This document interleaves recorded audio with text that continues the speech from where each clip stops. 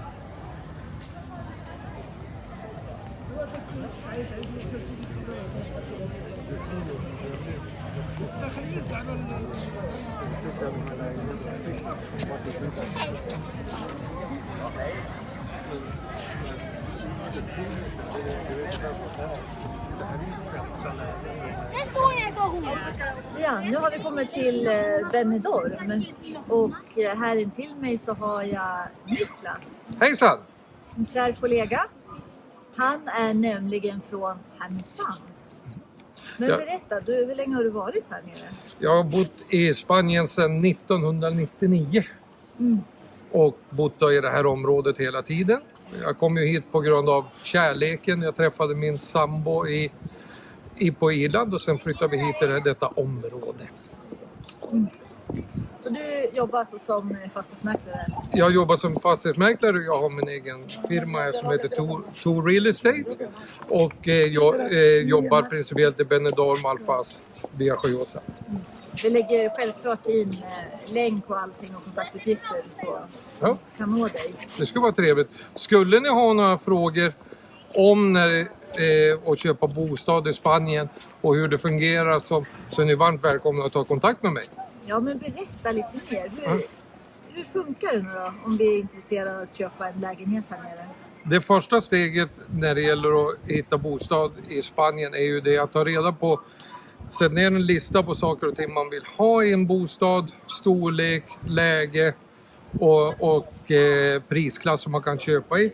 Den andra saken är att ta reda på vilket område och jag rekommenderar alla fråga inte Facebook utan åk ner till Spanien, res runt och helst hyr innan ni bestämmer för område därför det är lättare att köpa än att sälja, det tar mycket längre tid.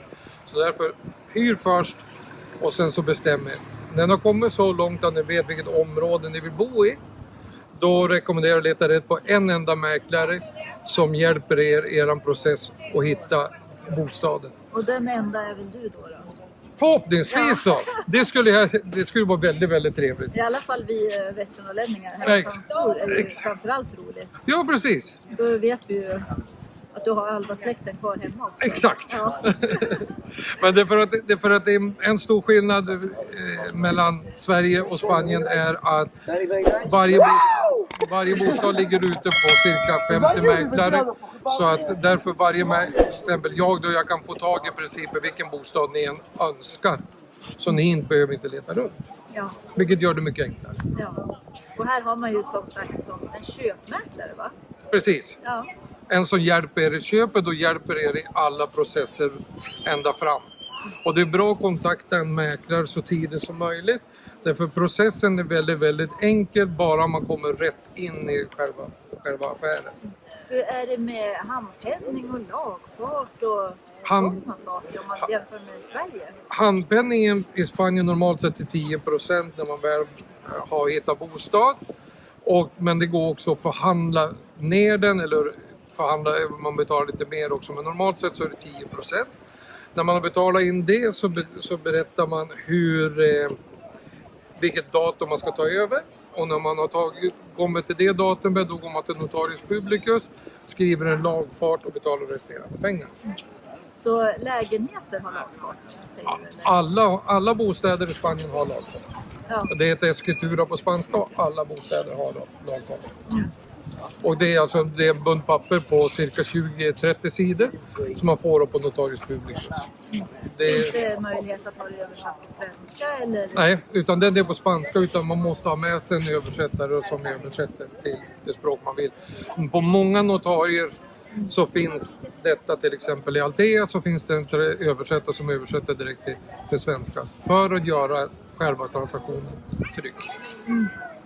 För det är det som är det viktigaste, för att köpa i ett annat land kan vara väldigt osäkert när man inte kan allting. Därför vill jag poängtera in det här med att man hittar en mäklare, bara en mäklare, så att allting känns tryggt och säkert. Det är min varmaste rekommendation.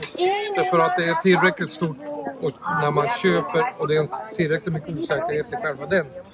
Och då har man en person som kan guida en rätt så blir det mycket lugnare. Ja, det låter ju väldigt komplicerat och långt. Alltså, om vi hittar en lägenhet, när kan vi liksom få tillträde? Skulle du titta på? Är allting riktigt och alla papper är riktiga så tar det kanske en månad.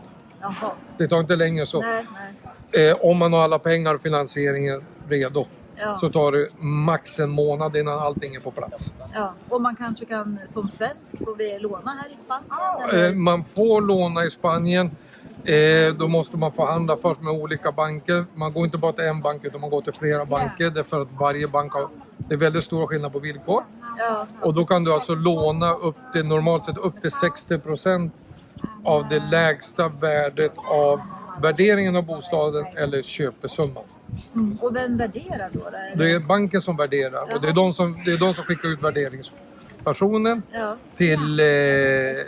till bostaden. Ja. Och sen baseras detta då på det värdet. Hur funkar det med liksom budgivning och så här nere? Budgivningen finns inte på så sätt som i Sverige. Det är bara normalt sett en intressent på varje bostad.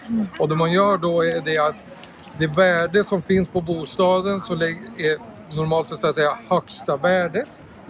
Och då lägger man ett bud som ligger under det. Och det finns inga fasta procentsatser utan vad jag rekommenderar är att man ska lägga ett bud som inte är oskäligt, alltså väldigt fräckt.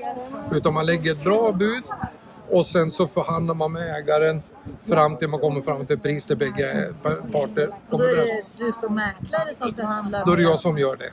Direkt till säljaren? Eller? Direkt till säljaren. Ja. Eller om det är så att säga jag som har direktkontakt med ägaren. Gör jag den via en annan mäklare så ger jag budet till den andra mäklaren som har bostaden. Och då pratar han med ägaren. Och till sist så förhandlar man sig fram då till exempel pris, vad som ingår i köpet och övertagelsedatum, handpenning. Det är det man förhandlar om. Efter det så skriver man då ett köpekontrakt. Och i det läget så rekommenderar jag alla, beroende lite grann på vilken bostad, att koppla in också en advokat. För det är en väldigt billig garanti för att allting ska bli tryggt och säkert. För jag kan mycket men jag är inte 100% på alla spanska lagar. Och jag har ett stort kontaktnät när det gäller advokater som man kan också använda i detta. Och till sist då, när man har gjort den biten så är det bara att vänta till övertagelsedatum och sen så betala och klart. Varför tycker du att de ska köpa här nere i Spanien? På grund av, det finns massor med olika anledningar. Till exempel i mitt område så tycker jag att det finns ingen annan plats som finns så mycket att göra på. Aktiviteter, saker att se på. Och sen så klimatet, maten, kulturellt. Det finns så många olika anledningar. Det är en fantastisk plats att bo på. heltid som på att komma ner bara på semestertid. Det jag tror just många uppe hos oss, det kan ju vara det här med värmen. Värmen är helt fantastisk. Ena halvåret då. Ja, precis. Ja. Men det är viktigt att poängtera, alltså vi har ju fantastiskt väder, men det blir ju kallare även här på vintern. Vi har inte 25 grader varmt och vi springer runt och shorts hela året. Det blir kallare, men det är fortfarande väldigt behaglig temperatur. Och livet blir mycket enklare. Du kan få ett betydligt mer aktivt liv. Jag har sett många pensionärer som kommer ner som nästan är stressade på grund av att de har för mycket aktivitet.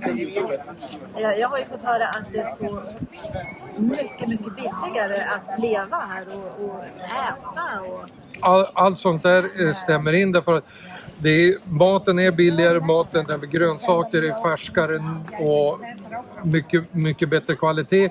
Men också levnadskostnaderna är ju lägre.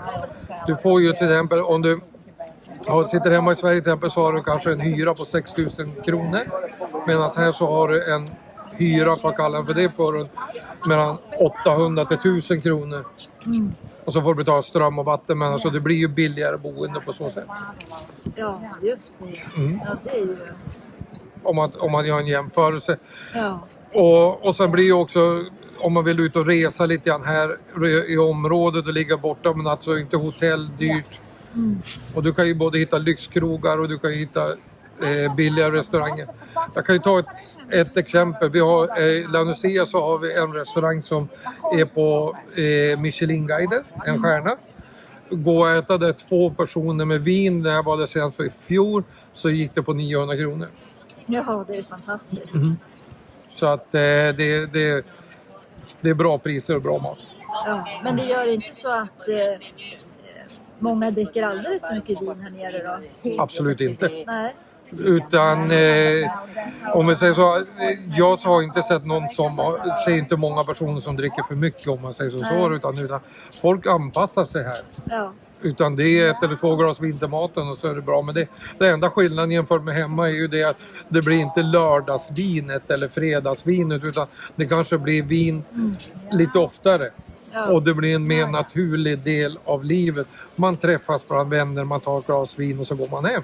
Ja. Det är inte från om att något större drickande än så. Nej. Om man då spinner vidare, hur är det med sjukvård här nere då? För det kan ju vara viktigt då för många som vill tillbringa sin tid eller behöva.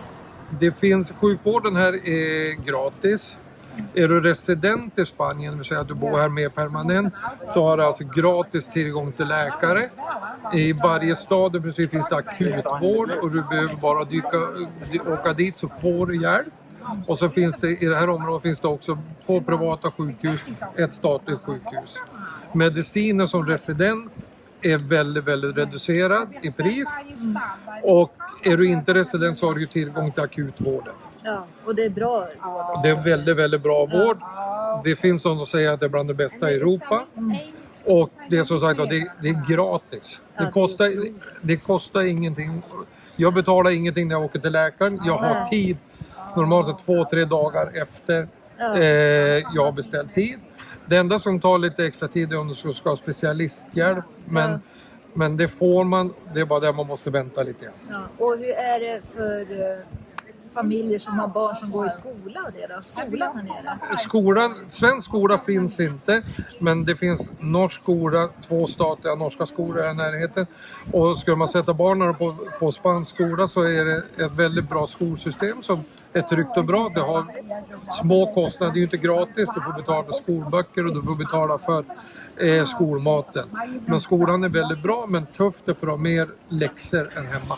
Ja, men det är väl bra om man ser till oss föräldrar att man vill ju att barn ska lära sig. Exakt, de lär sig, de tycker att det är roligt, de lär sig lite disciplin och det fungerar. Och det är tryggt. Ja.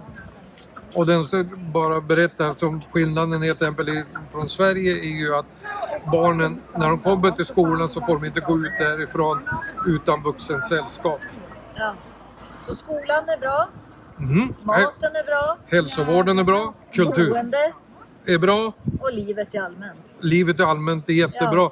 Som jag brukar säga så här att livskvalitet är där du kan gå ut på en söndag klockan 8 på morgonen och ta en kopp kaffe. Ja. Och det kan vi göra här. Vi kan gå ut och ta en kopp kaffe klockan 8 på morgonen. Vi kan gå ut när vi vill och ta någonting. Och inte bara sitta inomhus. Och sen är det ju inte bara stränder. Nej. Utan du berättade ju också att ni har fantastisk natur med berg och... Ja.